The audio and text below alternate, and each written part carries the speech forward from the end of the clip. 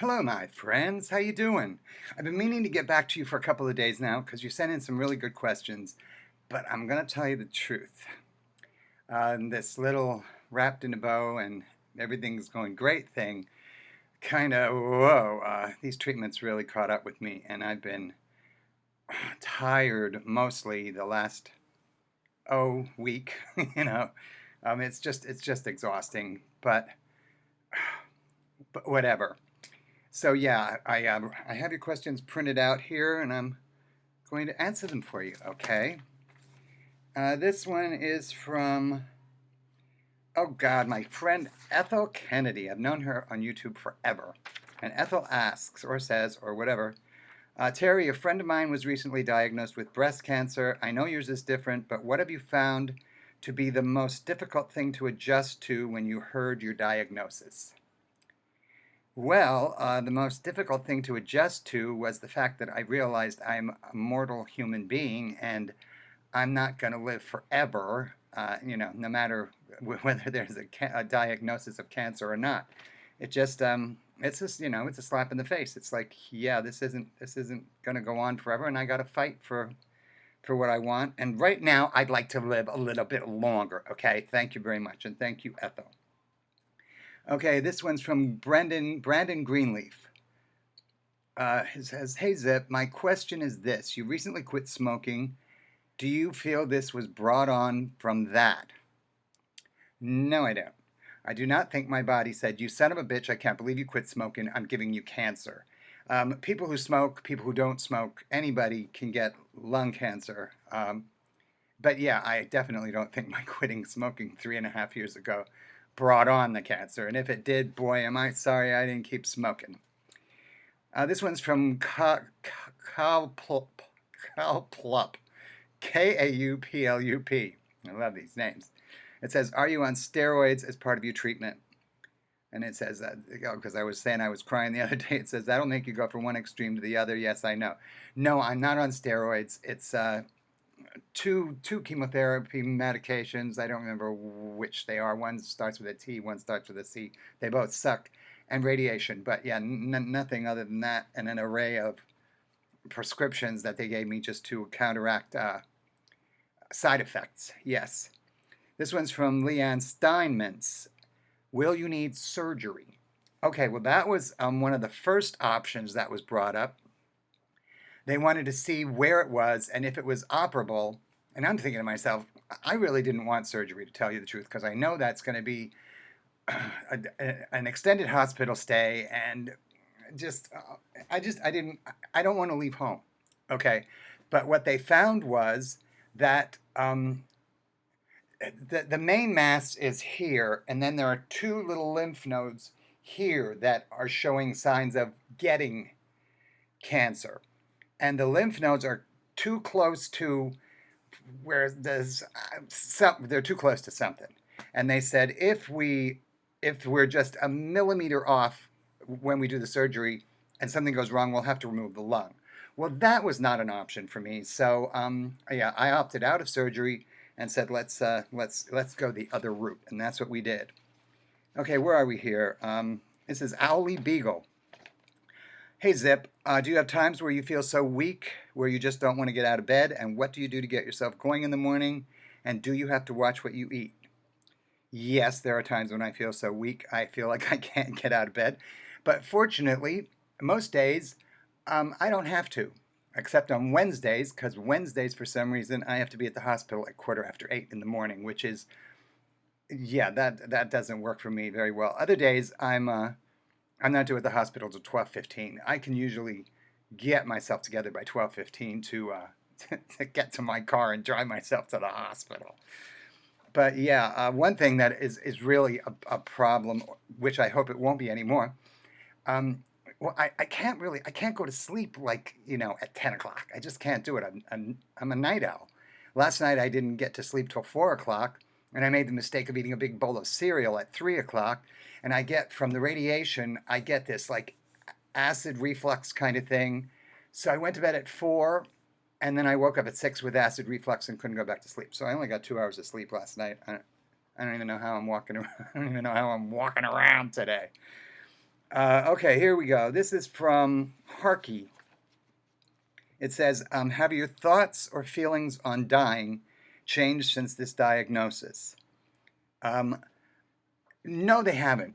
I learned a very important lesson in 2003. As those of you who've been following me for a long time know, my partner of 15 years was diagnosed with mesothelioma. Oh, wow. On October 7th in 2003, and he passed away November 20th, 2003. That we're talking like 7 weeks, because once mesothelioma starts, it moves fast and it kills you. And he was 10 years younger than me. And when that whole thing was happening, and especially, of course, his untimely passing, at that point, my whole concept of life changed. You know, it's so hard to describe. I realized how fleeting it is, and you better get it while you can.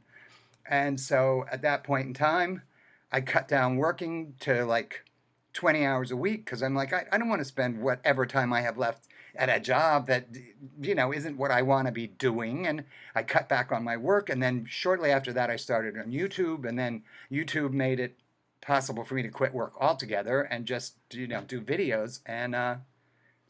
And yeah, I think I pretty much, yeah, okay.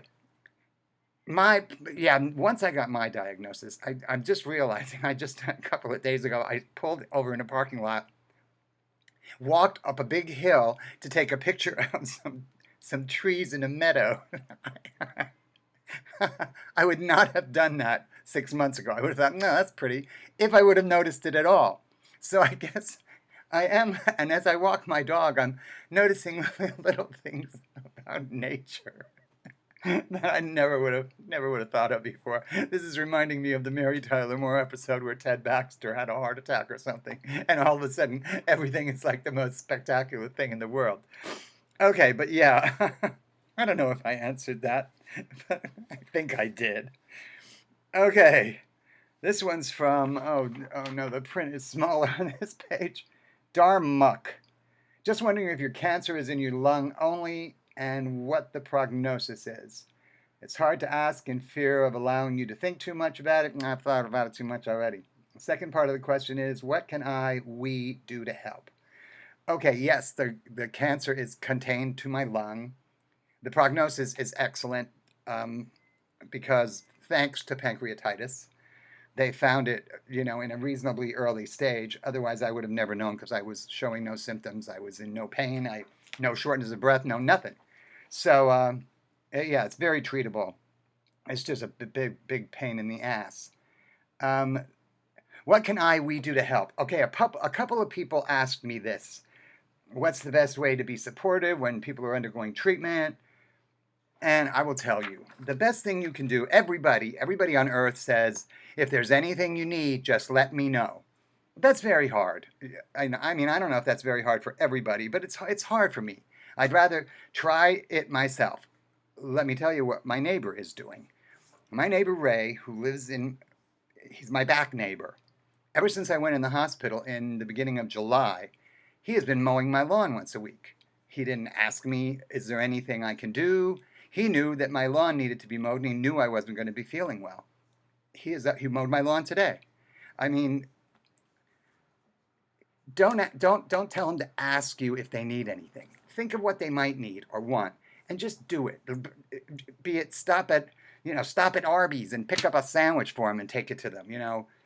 Any little thing is going to make them feel great. It's going to make me feel great too. So yeah. Okay, you never fail to delight and inspire. Oh, let's not talk about me.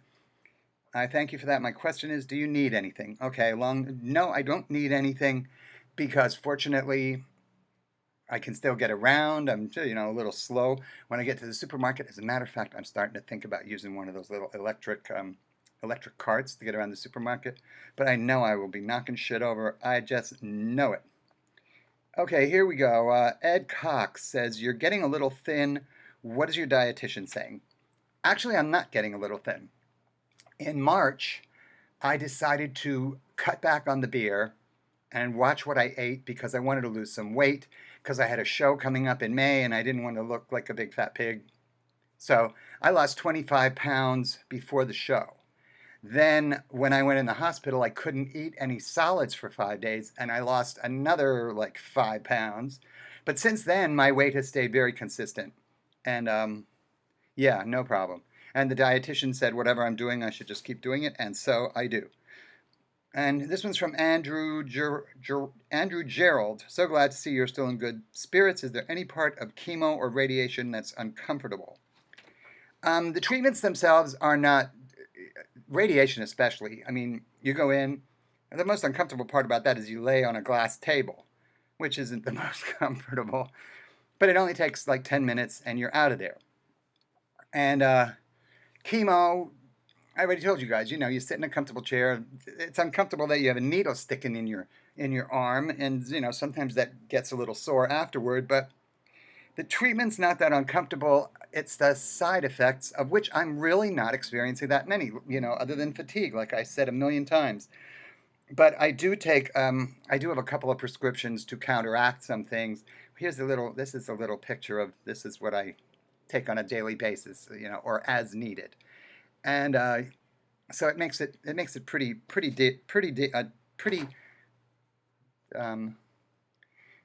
chemo brain. Never mind. What stage are you in?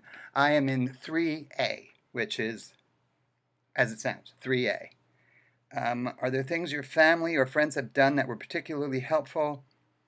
Well, yeah. But my sisters are just remarkable. When I first went into the hospital, my baby sister, she has a cabin in Canada. I mean, we're talking 8 hours away. And she goes up there for the whole summer. That's her vacation. And when she heard I was in the hospital, she packed up a bag.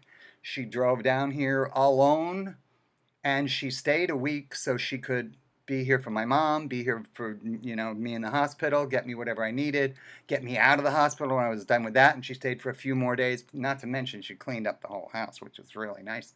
And my other sister, who lives closer by, anything I need, she's there. They're remarkable, and I knew they would be. So no surprise there. Ooh, this video is getting really long. Does the tumor hurt? Oh, this is from Elise Twitchell. Does the tumor hurt? Does treatment hurt? Is there a specific amount of time you need to be treated? The tumor does not hurt. I can feel it dissipating every once in a while. It's just like,